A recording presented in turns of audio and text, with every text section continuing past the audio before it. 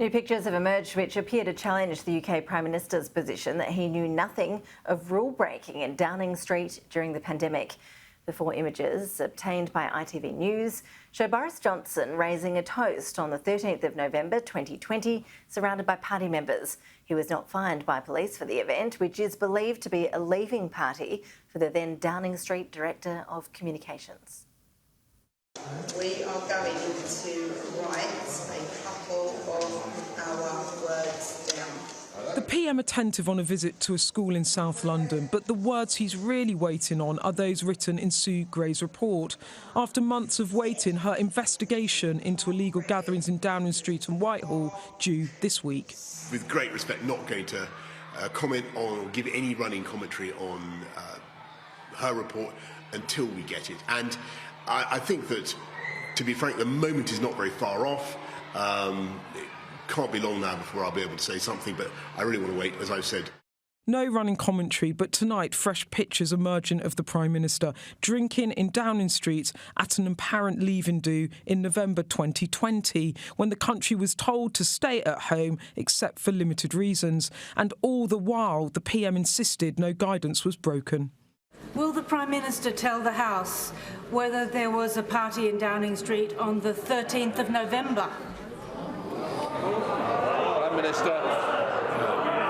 Mr. Speaker, no, but I'm sure that whatever happened, the guidance was followed and the rules were followed at all times. Not the police's verdict. Fines were issued for this event, although the Prime Minister escaped a penalty.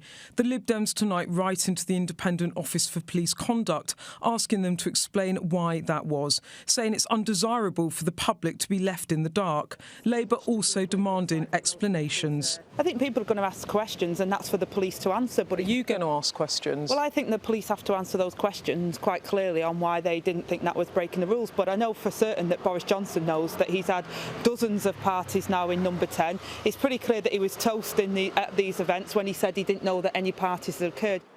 When the Sue Gray report comes out, it will be ugly, from civil servants behaving, to quote one figure, in an indefensible manner, to the failure of leadership from Boris Johnson and his senior team.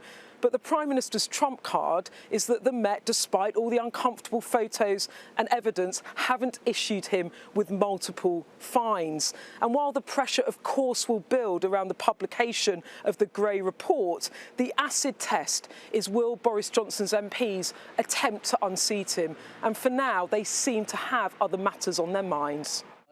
For those in marginal seats in the north of England, success at the next general election won't be determined by events that took place 2 years ago, but instead by the action the government takes now. My constituents aren't talking about Partygate, particularly in the north, in what we call the Red Wall. They're talking about the challenges for the cost of living. They want the government to really focus on issues that matter to them. In the coming days, at least, the focus will be back on this place and the culture behind this door.